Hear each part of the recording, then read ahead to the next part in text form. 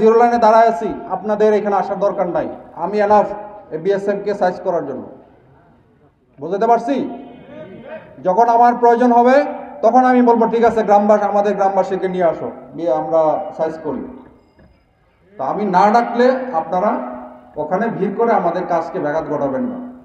আমাদের হাতে অস্ত্র আছে, আমাদের ট্রেনিং আছে, সর্বশেষ হচ্ছে আমাদের মনোবল আছে, এবং আমাদের পিছনে 18 কোটি মানুষ আছে না? তো 18 কোটি মানুষ থাকতে আমার কি ভয় পাওয়ার কোনো কারণ আছে? তো ইনশাল্লাহ বিজিবি হচ্ছে, আপনি দেখেন আমি কি লেখাইছি আজকে, বিজিবি হবে সীমান্তের নিরাপত্তা এবং আস্থার প্রতীক। ফার্স্ট হচ্ছে আমি যখন বিজিবি আমার শূন্য লাইনে বিজিবি দাঁড়ায় থাকবে, আপনি নিশ্চিন্তে থাকেন যে বর্ডার সিকিউর, বর্ডারে নিরাপত্তা আছে।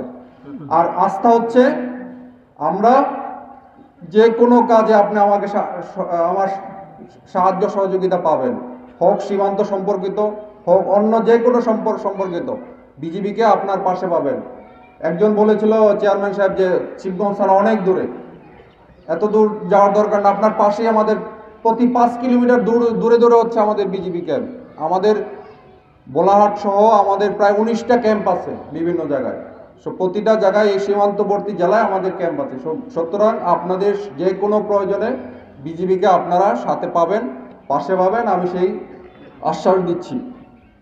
সর্বশেষ হচ্ছে আমার পক্ষ থেকে আমি আসলে সবাইকে ধন্যবাদ দিতে চাই। আমি কাউকে কখনোই গালিও দিব না, আমার কারোর প্রতি মন খারাপ নাই।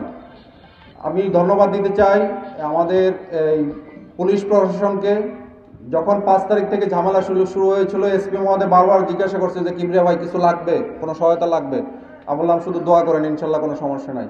ডিসি মহোদয় ফোন দিয়েছিল কোনো সহায়তা লাগবে? আমি বললাম ঠিক আছে, আপনারা পাশে আছেন, যদি সহায়তা লাগে আমি জানাবো। আর সর্বশেষ আমি ধন্যবাদ দিতে চাই এই চৌকা এবং কিরণগঞ্জ গ্রামবাসীর প্রতি। আপনারা বিজিবির সাথে ছিলেন, পাশে ছিলেন, এই জন্য আমার অন্তঃস্থল থেকে আমি সবাইকে ধন্যবাদ দিতে চাই।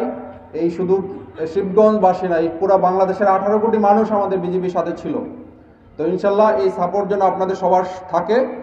এবং সর্বশেষ রিকোয়েস্ট হচ্ছে, যেটা বললাম, আপনাদের এলাকায় আপনারা চিহ্নিত করেন কারা কারা এই কাজে, এই মাদক চোরাকারবারি করে, কারা বিভিন্ন ধরনের চোরাচালানের সাথে জড়িত, আমাকে খবর দেন। আমরা তার আমরা ধরে শিবগঞ্জ ওসি সাহেব আছেন, আমরা ওনাকে হ্যান্ড ওভার করবো, বাকি আইনানুগ ব্যবস্থা উনি নেবেন।